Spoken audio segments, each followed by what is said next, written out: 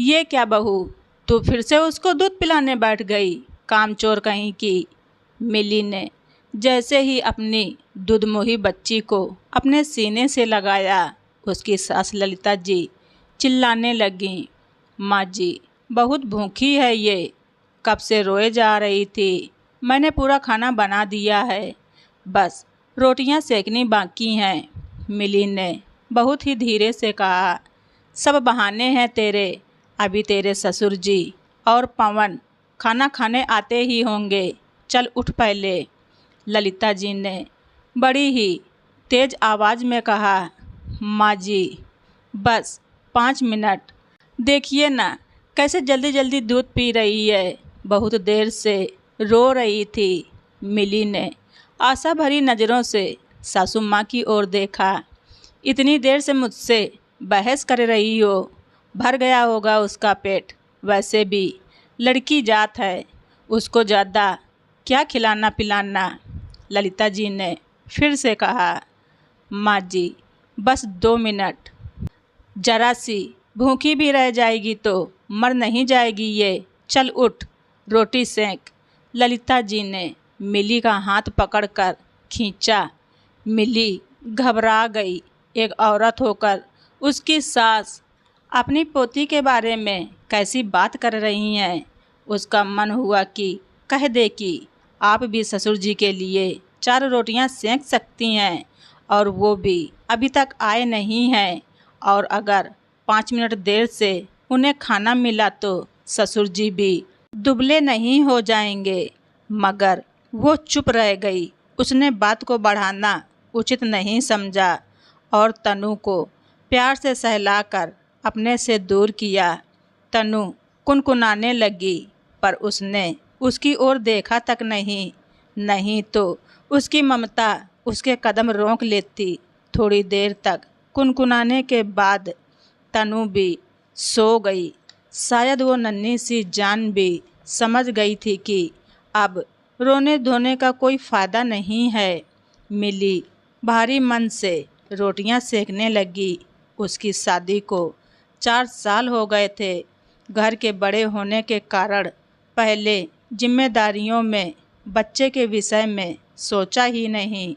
पवन ने उसे पहले ही दिन स्पष्ट कह दिया था कि वो अकेला कमाने वाला है, इसलिए 4-5 साल बच्चे के बारे में नहीं सोच सकता।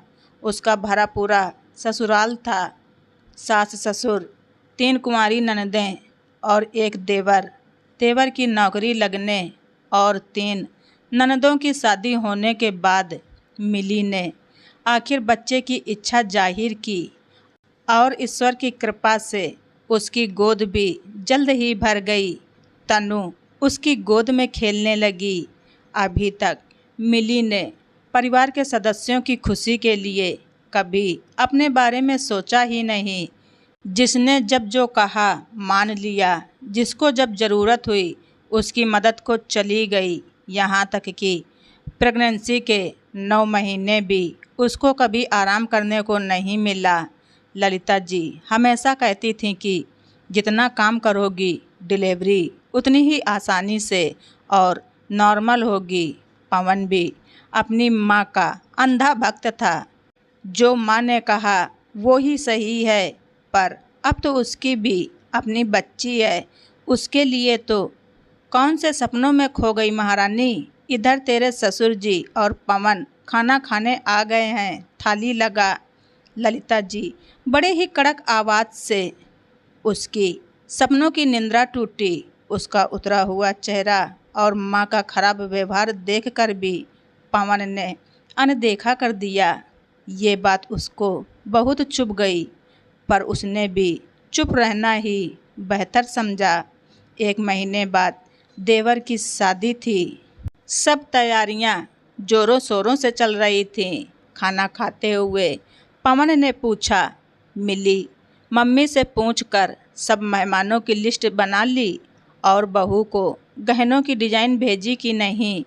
शोभित कह रहा था कि सभी जेवर निशा की पसंद के ले लें तो अच्छा है, आखिर पहनना तो उसी को है। पवन ने रोटी का कौर तोड़ते हुए कहा, पवन की ये बात सुनकर मिली के तन बदन में आग लग गई।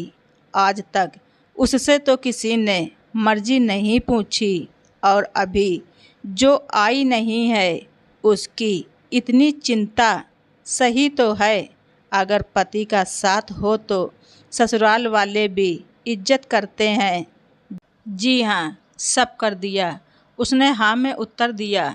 देखो, अब शादी को ज़्यादा दिन नहीं रह गए हैं, सब तुम्ही को संभालना है। अब काम में लग जाओ, जरा भी आलस नहीं चलेगा। पवन के ये कहते ही मिली मुस्कुरा दी। आराम, और मुझे अपनी बच्ची को चैन से दूध भी नहीं पिला सकती। और मिली ने कहना तो चाहा, पर मिली खून का घूंट पीकर रह गई। ऐसा नहीं था कि मिली किसी बात में कम थी। वो आज के ज़माने की पढ़ी लिखी, सुशील, संस्कारी लड़की थी। पर विदाई के वक्त माँ बाप ने संस्कारों के नाम पर जो बेड़ियाँ उसको पहना दी थी, उसमें बस वो छटपटा कर रह जाती। वो चाह कर भी ससुराल वालों की जाति का विरोध नहीं कर पाती थी। उसे बहुत बार लगता था कि शादी तो दो दिलों का बंधन है, दो परिवारों का भी मिलन, पर उसमें हर वक्त त्याग और परीक्षा की बेदी पर लड़की की ही क्यों बलि दी जाती है। ऐसे ही दिन बीतते रहे। तनु भी बहुत शांत स्वभाव की थी। हर एक के पास रह जाती और चुपचाप खेलती रहती थी। रोना तो जैसे उसने सीखा ही नहीं था। बस जब भूख लगती तो कभी कभार रोने लगती थी। बहुत बार मिली के सीने में दूध भरने लगता तो वो समझ जाती कि तनु भूखी हो गई है। ईश्वर ने भी माँ और बच्चे का कैसा अनोखा रिश्ता बनाया है। बिना कुछ कहे एक दूसरे की पीड़ा और भावनाएं समझ जाते हैं। तनु भी शायद मिली की व्यवस्था समझती थी, इसीलिए ज़्यादा रोती नहीं थी। शादी का दिन पास आ गया। उसकी तीनों ननदें अपने परिवार सहित एक हफ्ते पहले ही आ चुकी थीं। घर मेहमानों से भरा हुआ था। हर कोई हर काम के लिए मिली को आवाज़ें दे रहा था। किसी को गर्म पानी चाहिए तो किसी को कुछ चाहिए, किसी के बच्चे को हॉर्लिक्स चाहिए, किसी को दूध चाहिए, कोई अपनी मैचिंग की ज्वेलरी लाना भूल गया तो किसी को चूड़ियाँ चाहिए। जितने लोग उतनी ही मांगें। उस दिन महिला संगीत था। मिली सुबह से चक्कर काट रही थी। तनु को बस सुबह एक बार ही दूध पिला पाई थी। पता नहीं कहाँ किसकी गोद में थी वो। अभी बस 3 महीने की ही तो है। ऊपर का कुछ खाना तो दूर, ऊपर का दूध भी कभी नहीं दिया उसको। शाम के 4 बज चुके थे। उसने ढूंढा पर तनु कहीं नहीं दिखी। उसका ब्लाउज गीला होने लगा। इसका मतलब तनु बहुत भूखी है। वो तेजी से एक कमरे से दूसरे कमरे की ओर भागने लगी। तभी उसको तनु के ज़ोर ज़ोर से रोने की आवाज़ आई। देखा तो काम वाली आंटी उसको कंधे पर लेकर ज़ोर ज़ोर से थपकी दे रही थी और तनु भूख की वजह से बिलख रही थी। ये देखकर मिली का कलेजा मुंह को आ गया। देख नहीं रही हो श्यामा बाई, ये भूख से कितनी बिलख रही है। इसको मेरे पास लाने की बजाय ज़बरदस्ती थपकियां दिए जा रही हो। मिली ने चिल्लाकर श्यामा बाई से कहा और तनु को उससे छीनकर वहीं अपनी छाती से लगा लिया। तनु चुप हो गई और दूध पीने लगी। भाभी, वो माँ जी ने कहा था कि आप काम में लगी हो, इसलिए आपके पास इसको ना ले जाऊं। श्यामा बाई ने अपनी मजबूरी बताई। मिली को बहुत तेज गुस्सा आया, पर वो तनु को सहलाने लगी। इधर तनु भी अपना पेट भर रही थी और उधर मिली का मन भी। ये क्या, महिलाओं के आने का समय हो गया है और तू इसको फिर से दूध पिलाने बैठ गई। ससुर जी की तेज आवाज़ गूंजी। मिली ने कोई उत्तर नहीं दिया और तनु को सहलाती रही। उसने ससुर जी की तरफ पीठ कर ली। देखो तो इसकी हिम्मत, मेरी बात सुनकर भी बेशर्म बनी बैठी है। ससुर जी चिल्लाए। इतने में सासू माँ भी वहाँ आ गईं और ज़ोर ज़ोर से गरजने लगीं। बहरी हो गई हो क्या? तेरे बाबूजी क्या कह रहे हैं? सुनाई नहीं दे रहा तुझे? चल उठ, औरतें आने लगी हैं, उनका स्वागत कौन करेगा? माँ जी, तनु को सुबह से दूध नहीं पिला पाई हूँ, बहुत भूखी है वो। आप दीदी लोगों से कह दीजिए ना कि तब तक वो स्वागत कर लें, मैं बस 10 मिनट में आई। मिली ने विनती करते हुए कहा।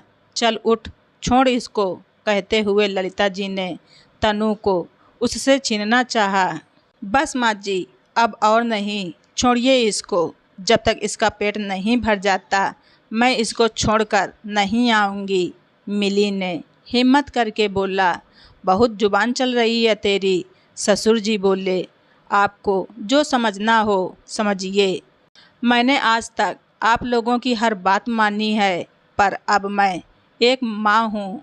अब मैं अपनी बच्ची को भूखा छोड़कर किसी भी काम के लिए नहीं आऊँगी। दीदी लोग तैयार हो रही हैं ना? अगर वो नहीं आ सकती हैं तो आप ही महिलाओं का स्वागत कर लीजिए।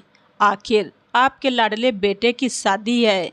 मिली की बात सुनकर मानो मिली के सास ससुर को सांप सूंघ गया। ललिता जी और उनके पति चुपचाप बाहर चले गए। मिली ने सुकून की सांस ली। आखिर आज एक माँ की जीत हुई थी। मिली ने प्यार से तनु को सहलाया।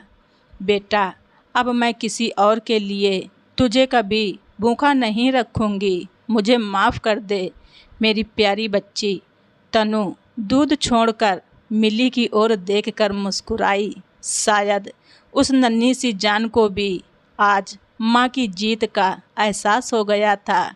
वो फिर से दूध पीने लगी। आज पहली बार माँ बेटी दोनों के मन में बड़ा सुकून था। दोनों माँ बेटी आज बहुत खुश थीं। तो दोस्तों, आप सभी लोगों को हमारी ये स्टोरी कैसी लगी कमेंट बॉक्स में ज़रूर लिखें। चैनल पर नए हैं तो सब्सक्राइब करना ना भूलें। धन्यवाद। रिचा वॉइस।